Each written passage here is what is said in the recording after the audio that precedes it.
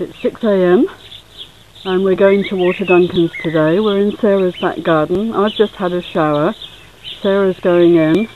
Now this is crepuscle and we're going round to Golden Celebration. It's beautiful here. This is a better morning to take photographs because it was very, very bright in Diane's garden yesterday. And next to Golden Celebration, which I'll just come in a little bit closer here so you can see it, because we love our Austins out here, as I think you know.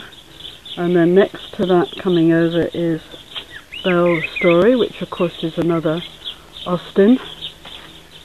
It's coming over, which is a lovely, lovely pinky rose. There we go. We have an unnamed rose next to that, which even the great David Rustin didn't know yesterday, so if he doesn't know what it's called, we're going to be a bit out of luck, I think. And I'm just going to come round just to show. We've got Katie Pianto's rose in the distance and Meg, which was one of Father's favourite roses, over the archway. So we just come round back to crepuscle again. As I said, you hear the blackbird? You going to say a couple of things, son? You better point out different things. It being overgrown. Lots of grass. Lots of roses over here, as you can see. They're all beautiful because we had lots of lovely rain, and we had rain overnight, which often happens with waters. Now I'll come off here and I'll just go down to the other part of the garden, where the chooks are and everything. Right, we're going down the garden now, and Sarah's just going to explain different ones. So that's the lilac at the top, but it's finished now, sadly.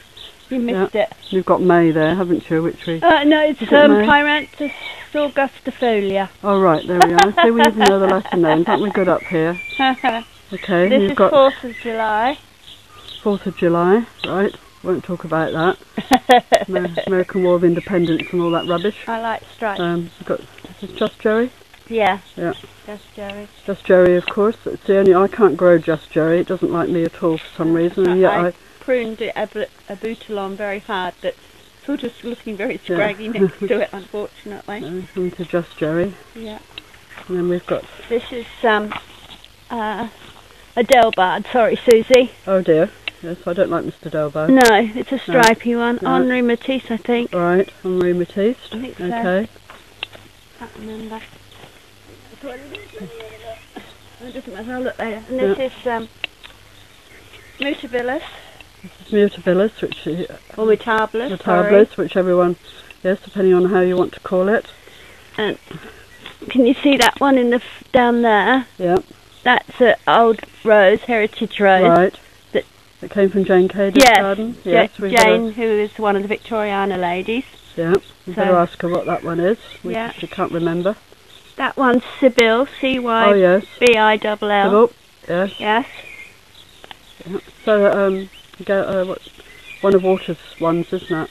Yeah. Galliards or something? I can't remember the name. Oh, right, yes. One of his ones. Yes. This is Lady Hillingdon.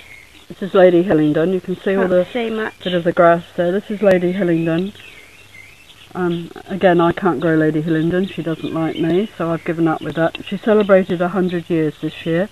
David Rustin did a big special 100-year thing. I didn't go to that, nor did Sarah, but so she's 100 years old. And here, the chooks are down the end. I'll just go round. Chooks are down. Then they're still in bed. So this is Meg, which was one of Father's favourite roses at 89 St John's Road, the one he had over the lean-to, which was in my garden as well. Sarah's got it all growing up her archway. Just a lovely rose. It's Duchess de Brabant. We've got Duchess de Brabant, and Sarah's is a lot better than mine. And Emily's got it growing up the front of her house.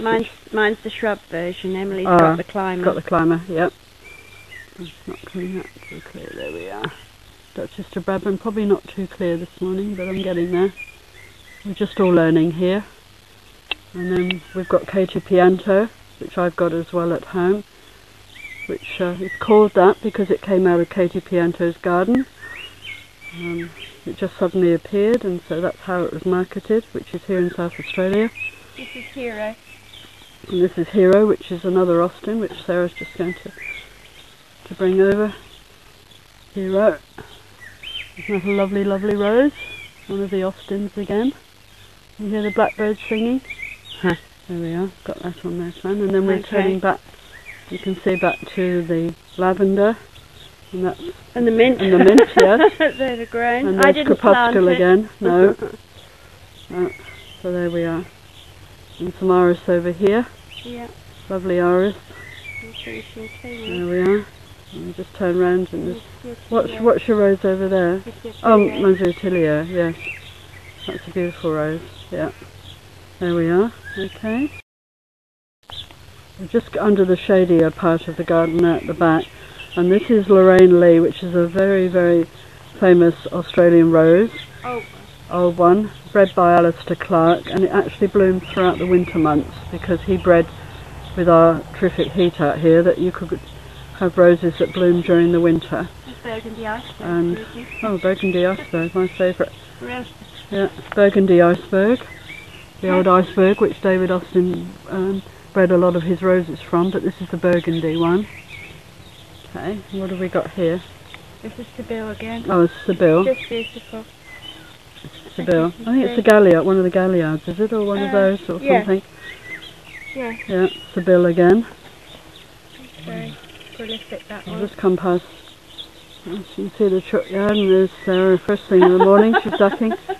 Now we've got Zephyr which Nora used to like because it's thornless, growing up a pole there. And what's the yellow? Yellow Charles Austin. Yellow Charles Austin. Here. And then we're going round to Graham Thomas, this one. This is Graham Thomas.